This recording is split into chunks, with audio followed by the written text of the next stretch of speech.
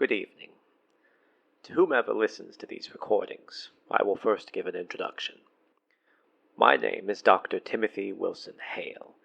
I am from Raleigh, in North Carolina, and graduated from the University of Grove Park, where I earned degrees in archaeology, Egyptology, and ancient history.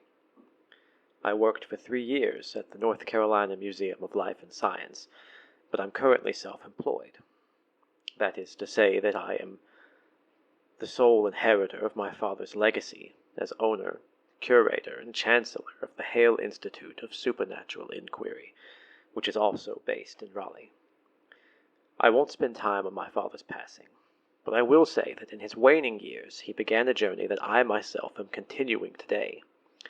He became obsessed with it, in fact. I remember his rambling during late nights at the Institute, as he stayed awake perusing star charts, old documents, and research papers, and he would travel without telling anyone where he was going or why. But we all knew. This passion, this obsession of his brought him to Cairo again and again, and he studied every known set of hieroglyphics in the region. He would visit the university there and meet old colleagues, and often gain access to restricted portions of the Egyptian ruins. However, the ending to his last adventure came before the story was over, and of course that abandoned finale would be the subject of these recordings, these archives. My father believed in a chamber below the Great Pyramid of Giza that had yet to be discovered, an addendum to the encyclopedic necropolis of Cairo, if you will. He insisted that it was associated with Anubis, the ancient Egyptian deity that ushered souls to the afterlife, and he believed this because of a myriad of hieroglyphic writings in the area that pointed to a gateway somewhere between the Queen's Chamber and lower chamber of the pyramid. He believed the pyramid's alignment with the Orion constellation was more than just a mysterious Egyptian method of construction, and that it was instead a map. A map to where, you might wonder. It just so happens that I wonder as well. Unfortunately, what my father believed on the matter never left his own imagination, because he was hospitalized just before the expedition began, and he passed away shortly after I took the lead. But, with his direction and years of research, our team acquired permission from the Egyptian government to begin the dig, who demanded we work in cooperation with their own archaeologists, of course, and within 4 months we discovered the very chamber my father always knew existed, the vault of Anubis. When we entered, we discovered that the walls were covered with hieroglyphics and a curious substance that had the texture of lamp oil and the odor of soot. There were hundreds of stone tablets and scrolls stored upon shelves, and each one contained an account begging to be translated after all these years locked away. We took 2 whole days just to map the sheer enormity of the chamber and those connected to it, and when it was concluded to be safe, further research began. Elizabeth, a fellow researcher from the Hale Institute, tasked herself with deciphering the walls, as did 2 members of the Egyptian team. However, this proved more difficult than we first imagined, as the panels contained many symbols and pictures not yet recorded in the ancient writing. Meanwhile, I found just as much hardship as I examined the tablets and papyrus, as the writing upon them was nearly foreign to me. It was a new alphabet, and extremely complex, almost modern in some instances. I could only make out segments here and there, though from what I could tell, these tablets were records of the deceased, and they told stories of death under bizarre circumstances. But more recently, I had noticed something else. These aren't just archives of strange deaths. They appear to stitch together the story of another world, one that is not Earth. The accounts bear a repeated symbol I have come to translate as synthesis, and for some reason it's always used as subject matter, like a noun, never an action. In fact, it is even personified on numerous occasions, as if it were an entity of some kind. In the recent months, we have moved hundreds of the tablets to our camp roughly 80 meters from the pyramid, and I've been restoring and translating what I can as Elizabeth's team continuously works inside the vault. Many of the relics and tablets have been purchased by the Grand Egyptian Museum here in Cairo, alongside government agencies seeking to protect these artifacts as well.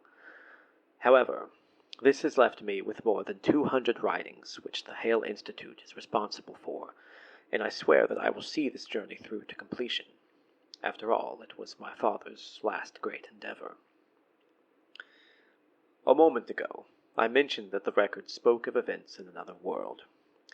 At first I thought this might be referring to the Egyptian underworld, or perhaps the field of reeds over which Osiris rules, but I have come to realize that this is not the case. While depictions of the jackal god Anubis litter the chamber walls of the vault, and though he did in fact reside in the underworld, the world spoken of on these tablets is a different place entirely. I have even determined the name for it. Silverwind is the realm in which these tales take place. This name has never appeared in Egyptian mythology before, nor is it of Egyptian origin. The writing is almost incomparable. The structure of the symbols and pictures is unlike anything found in the ancient sands of Cairo, and is strikingly similar to the writing systems employed today. Who recorded these stories, and why store them in the vault? What place does Silverwind have in the archaic civilization of Egypt? I cannot yet answer these questions. However, as I gradually translate and gain deeper understanding of the works inscribed on these remarkably well-preserved stone tablets and scrolls, perhaps I will gain an understanding of the vault as well. I might learn why it was built in the first place, or even the origin of this compendium of death-related accounts. Thus far, I have a small collection that I am prepared to archive. At the very least, I can record these stories as I translate them, and over time, perhaps more answers will come to light. That is my hope. So listen closely as we embark on a voyage through otherworldly times, societies, and lands. And remember, these stories are from Silverwind, the mysterious world that only seems to exist within the vault of Anubis.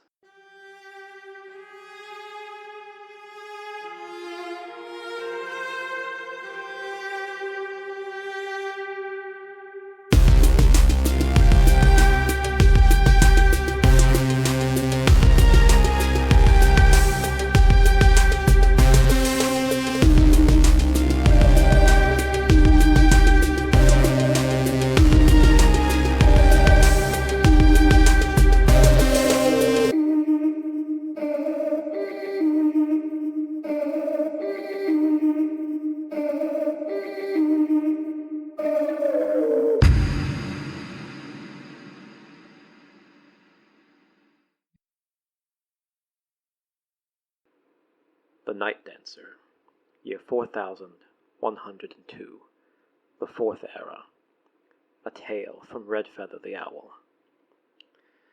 The forest of Denavia was a cursed place, more so than the rest of Nora's Vale, and the surrounding lands understood this. Its trees were colossal, stretching upwards of 1,000 feet high. A lavender haze drifted through the canopies which cast the sucking mires, the snaking vines, the brittle tunnels left behind by old tree trunks, and the mesh of broad limbs in a deep purple hue.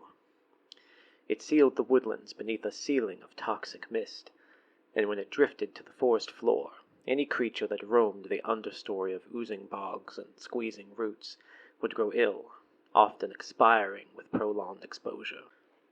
But there was more than just the mist.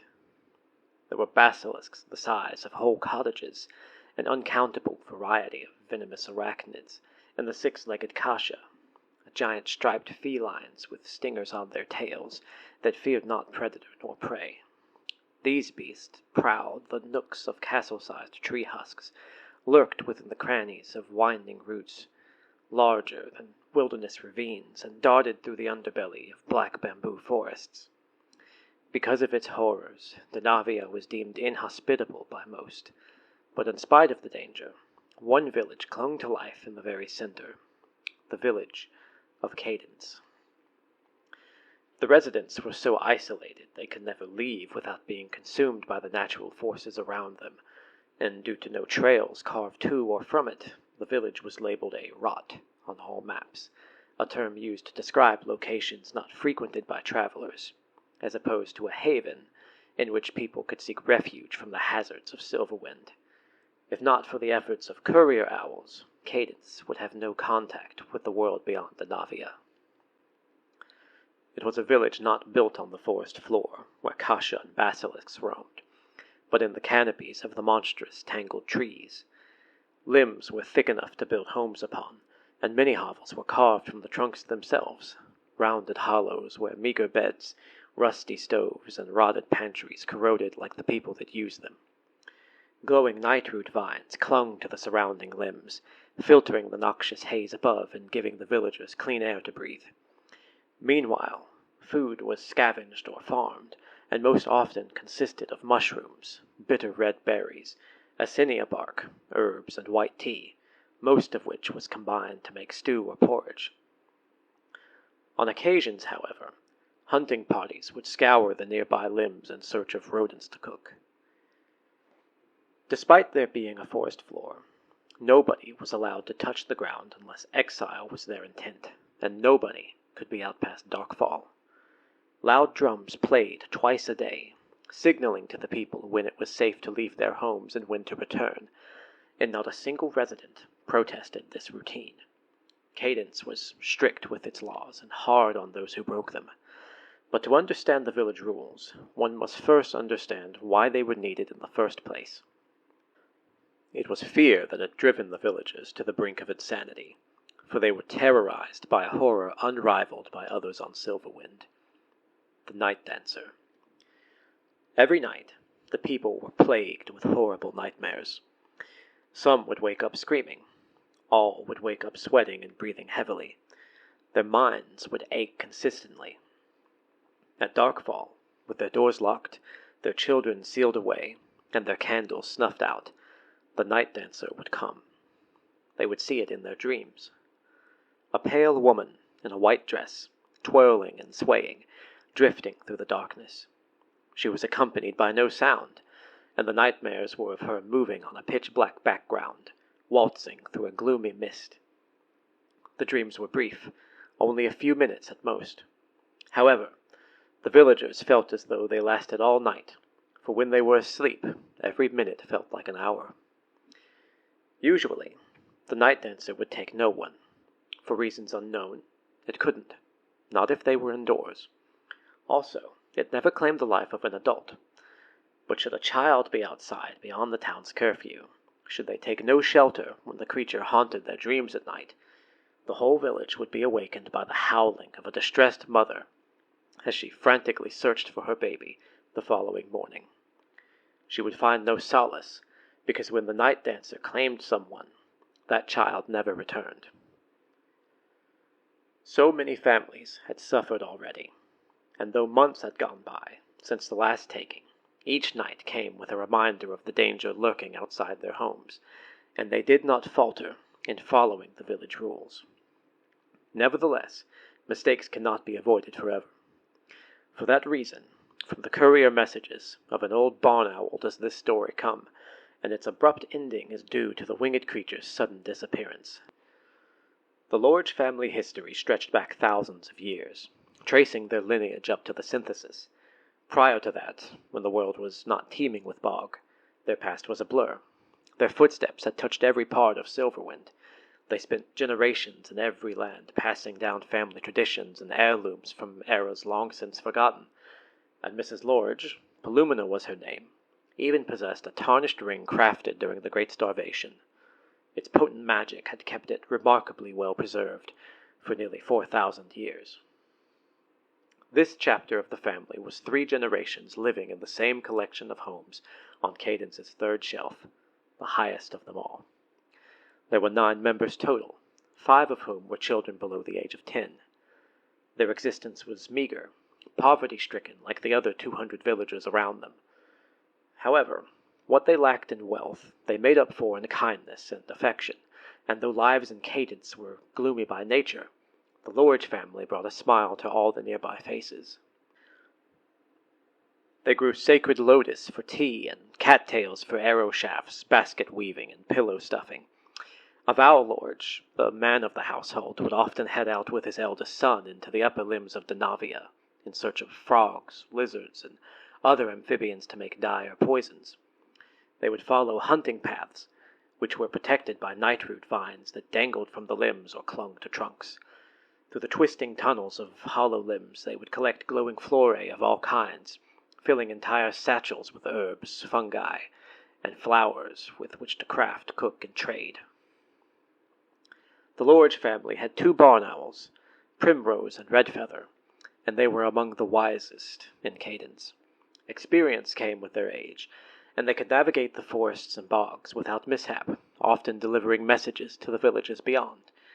It was Redfeather who delivered the village's final series of letters. At night, Avow and Palumina would tell their children stories of the faraway lands, like the rock-strewn mountains of the Dragonish, the sprawling marshes of the Dark Elves, and the miasmic ravines of the Fae. The kids would marvel at how vast the world ran, and wonder at how diverse the people and cultures of Silverwind were, and by candlelight these stories were told. These stories would often follow dinner, which shadowed the drums of cadence that would send all the villagers to rest. In the subsequent hours, the children would be tucked into their beds, and all the family would retire for the evening, each of them falling into a dreadful spell of restless sleep. Malene, the family's eldest woman, experienced the worst nightmares.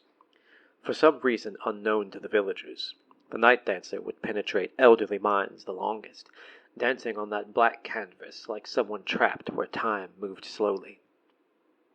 The unrelenting horror they experienced was debilitating some nights, and they'd wake up howling, begging for the dreams to end. Malene Lorge, at the age of 61, was nearing the end of her life, and thus felt the horrors worse than most other elderly in Cadence. On one especially terrible night, she awoke screaming, crying out with jumbled speech. When Avow, her son, rushed into the room to check on her, Malene had fallen out of bed and was writhing, clawing at her eyes to the point of nearly blinding them. She had scratched herself all over, was bleeding, and her muscles trembled, stiffening and loosening at random intervals. The scene was so gruesome that Palumina did not allow her children to enter the bedroom until morning, though not all of them had awoken from the night dancer's trance. Rudis was one of these.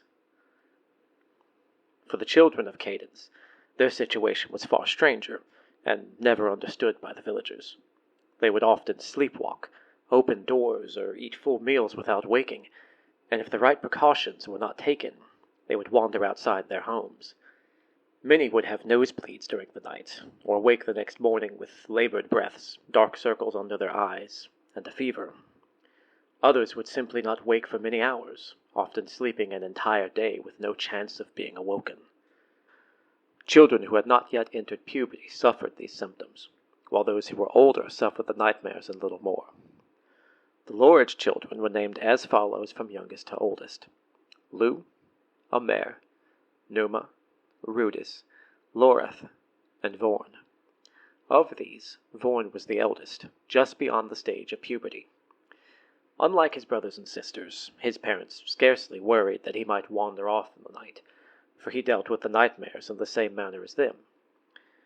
On more than one occasion, Avow and Palumina had been terrified to find one or several of their children prying at the home's door locks, of which there were 4. As a result, they put locks on the bedroom doors as well, sealing their children inside at night. But even that was not enough. Rudis, their 3rd child, was especially susceptible to the night dancer's influence.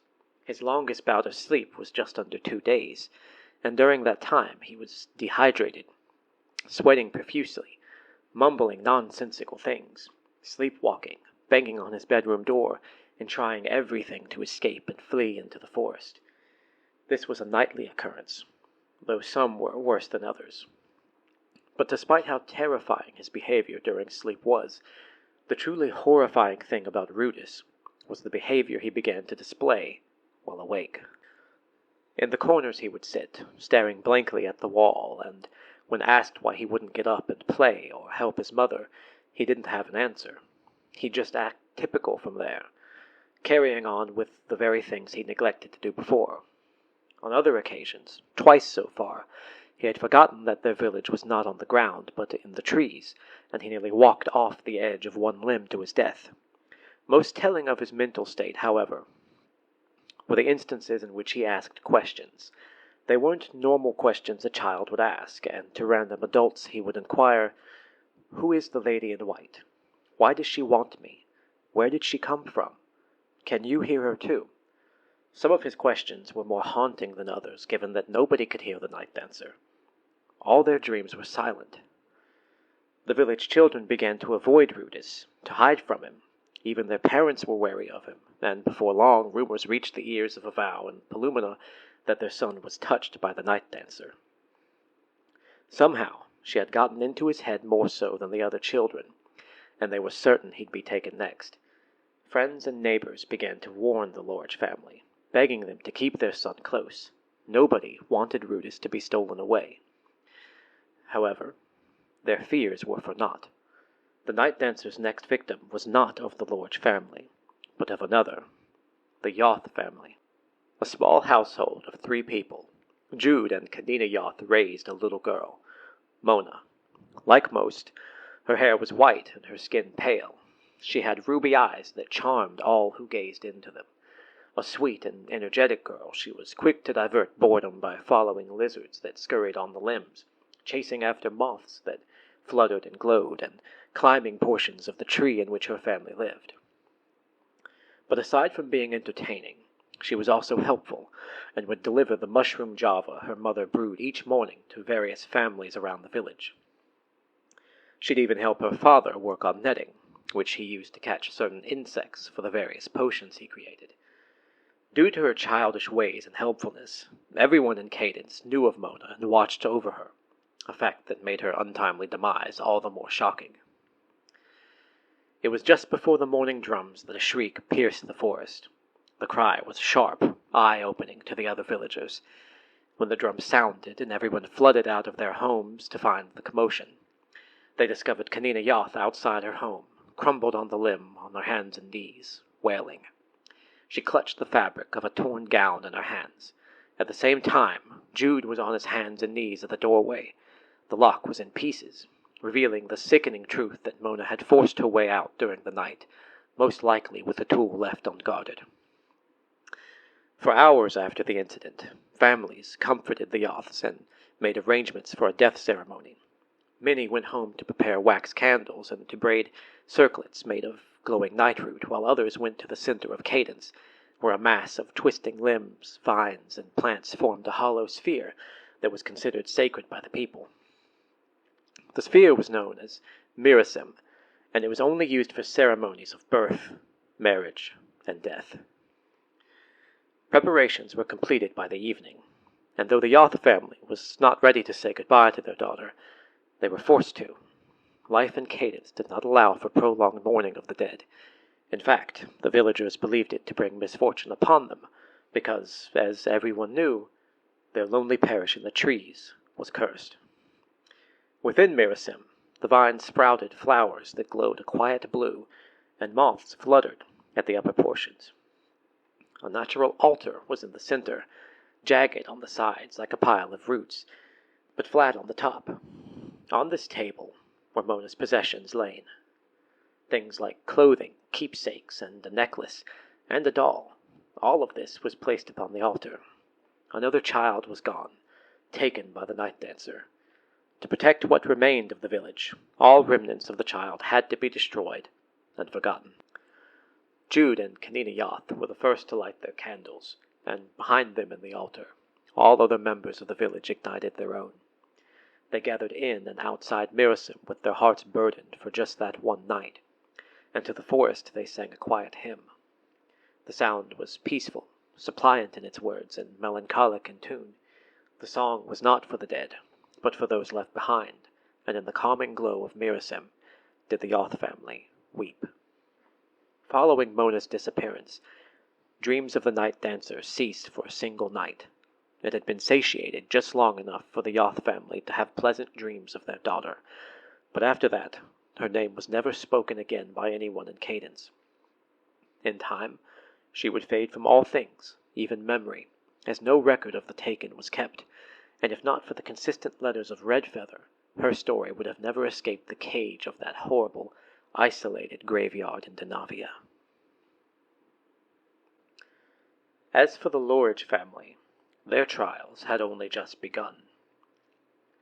Brutus' behavior was ever-changing, progressing like a disease through the bloodstream. He would draw maps nobody could make sense of, talk about the history of Cadence from decades before he was born as if reciting old tales from memory, and on occasion he would speak of Mona as if she were not dead, but merely dreaming.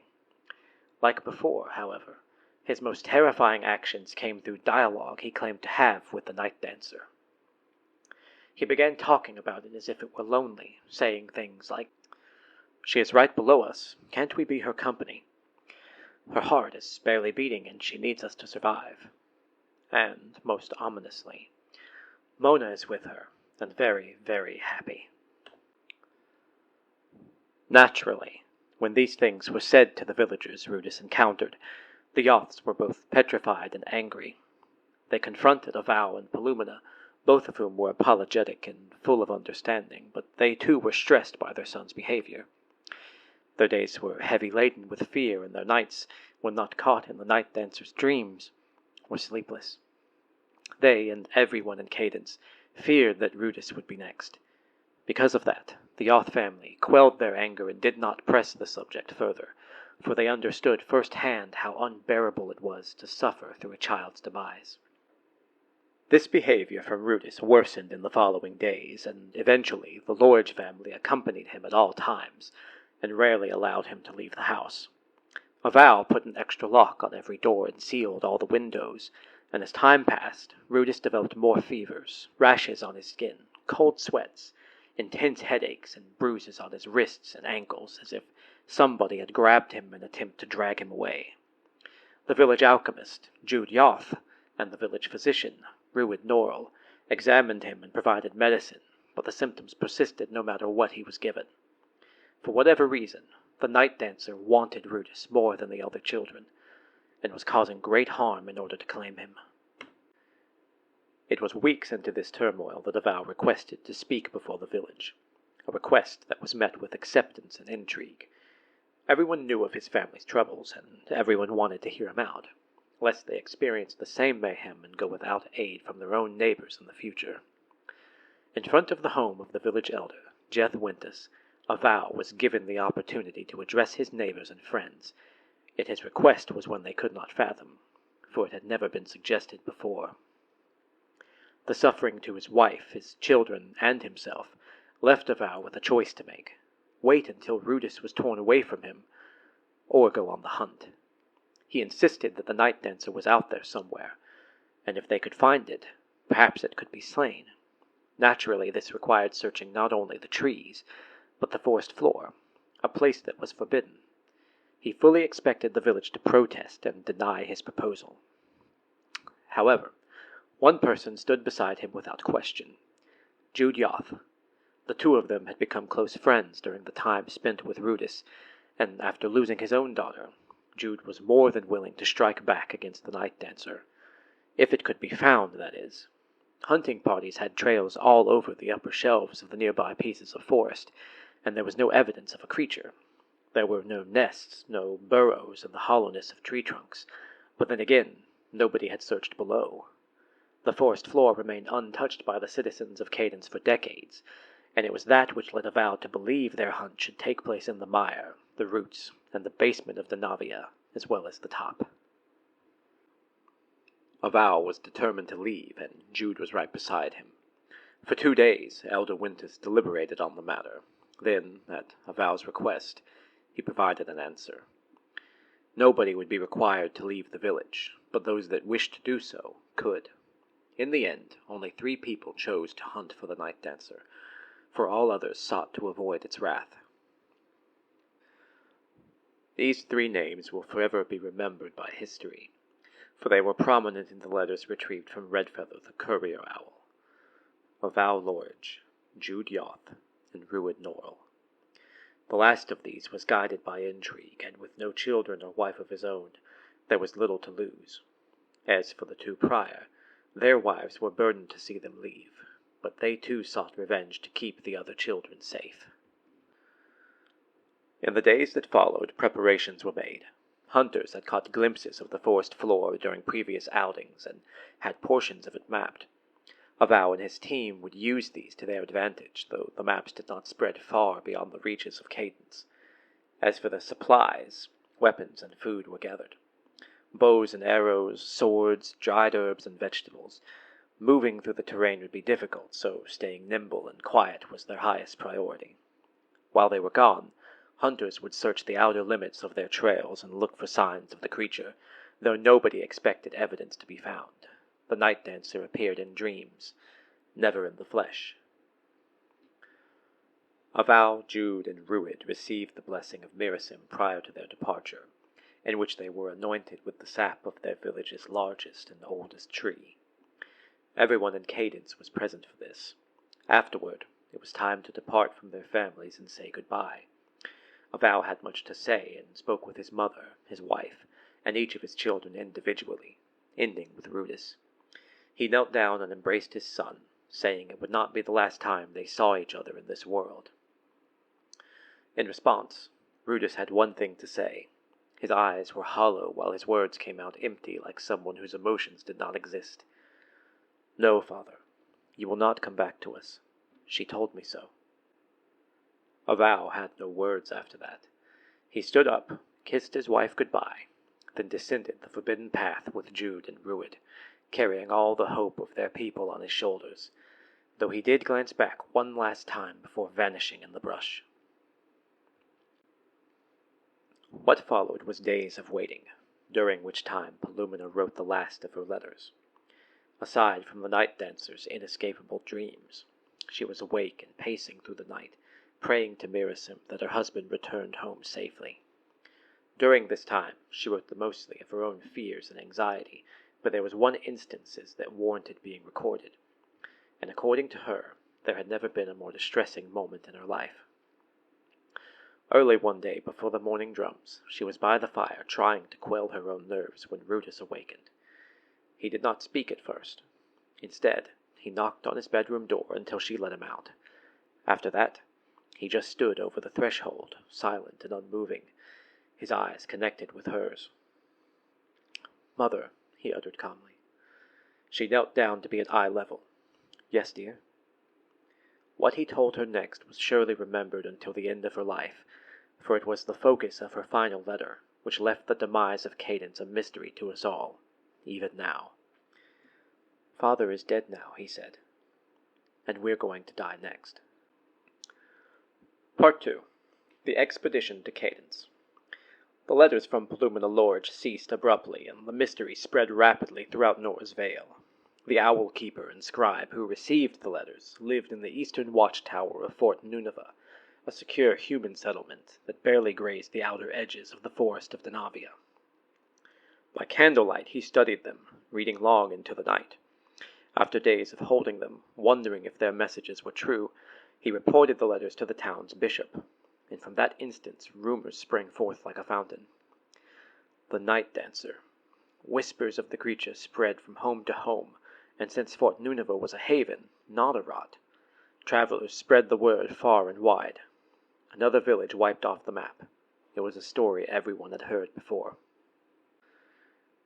Weeks passed, and interest had sparked flames in the minds of the town's bravest individuals, and one such woman, a renowned sorceress named Anubis, was determined to learn what happened to Cadence. She organized a group of 6 individuals, including herself, and after reporting to the bishop, they exited the rear gates of Fort Nunavut and delved into the abysmal mire that was the forest of Denavia. Once again, the Eastern Watchtower's owl keeper and scribe maintained a record of the events that followed, receiving messages to and from the expedition party through a pair of courier owls. Aside from Nuana, there was Jasoon Carr, a sorcerer who studied chimera of the mind, and Reith Innerson, a biologist who had spent 30 years researching the synthesis and how it poisoned their once vibrant and beautiful world. The other three were Gilma Banderith, a cartographer, an alchemist named Helwa Frond, and the group's archaeologist, Oren Gamil. Together, these six entered the forest and refused to return until the mystery of the night dancer was solved. Traversing the Navia was a simple task for no one, and they were no exception. Leviathan lurked in the mire, slithering through the filth in between the corridors of trees. Kasha prowled the massive roots in search of prey. At one point, the group hid inside the hollow trunk of a fallen tree as a massive, scaly forest troll attempted to sniff them out. A battle ensued when its club smashed through the tree's frail bark, and they barely won against the foe. There were pitfalls and hidden ravines, cavities of damp soil that could pull someone in and swallow them alive. 3 times they were forced to avoid noxious forest fumes by delving underground or inside a hollow tree. Nuana and her group traveled for days on end, following their best maps despite the obvious inaccuracy, and all the while, Gilma did the best she could to guide them through the terrain. It was 1 week into their expedition, whilst impossibly deep in the forest of Denavia, that Helwa was killed. Akasha had entered their camp during the night, and if not for the indentation of its footprints and the damaged underbrush nearby, they would have never known what had happened to her, because throughout the night they never heard a sound. The next to die was Oren, who, despite assistance from Jasun's tonics, died from the venomous bite of an undocumented species of orb-weaving spider. Sadly, Oren was buried in the swamps of Denavia, for it was too difficult to transport his body elsewhere. 4 days later they reached the supposed location of Cadence, but from the forest floor it was nearly impossible to see the village above. They searched until an old set of planks was discovered that spiraled up the trunk of one tree, and on that path they ascended, one by one, trembling with anticipation for whom or what they might find. Had the whole village vanished, or was Palumina Lorge the only one to die? Did Avow ever return? Had they made contact with the night dancer? The only way to answer these questions was to investigate the village itself, but as all things on Silverwind, the truth was blurred beyond recognition. When they arrived, there were no people in Cadence. All homes were empty. All shelves were void of life, save the glowing night root and a few fluttering moths. While searching the area, Nuana reported a sense of claustrophobia, like she was in a crowded place, like people were all around her. But there was nothing. There was nobody. The flowers within Mirasim did not glow, and the winding branches of Cadence bore very little life. A village had never been quieter. The expedition party spent 2 nights in what remained of the village, and each morning they awoke to the sound of beating drums. Each evening was the same, but there was never anybody there, no villagers, no strangers, just a silent, isolated rot. Homes were abandoned with their doors open.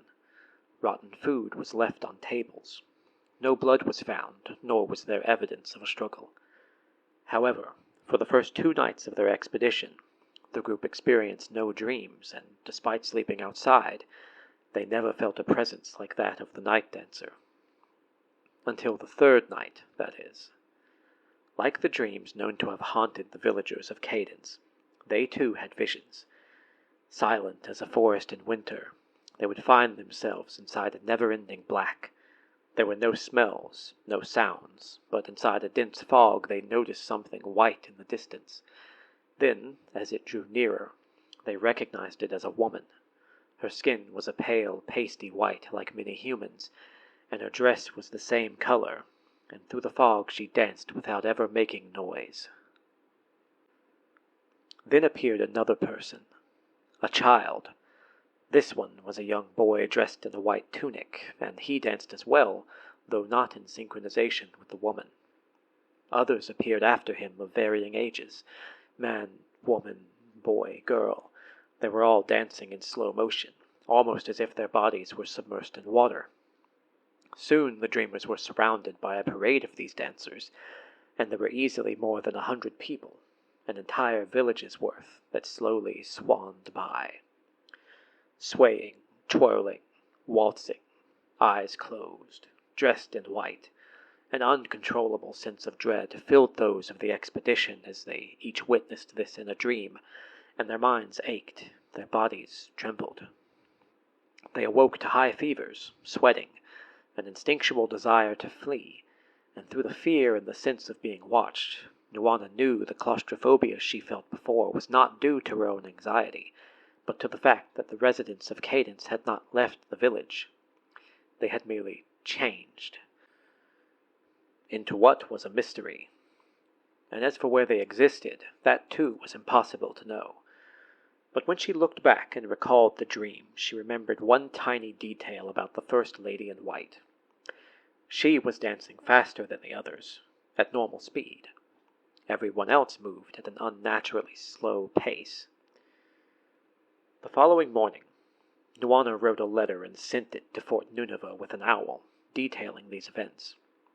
Soon thereafter, she, Jasoon, Gilma, and Wreath would leave the village of Cadence, but after 3 months with no sign of their return, it could only be assumed they either perished in the wastes of Denavia, or joined the villagers in their slow, silent, eternal dance. And nobody, not even the bravest of explorers, would dare to find out which was true. So, what happened to the villagers of Cadence? The world might never know. But if the expedition's findings are to be trusted, then we can assume one thing.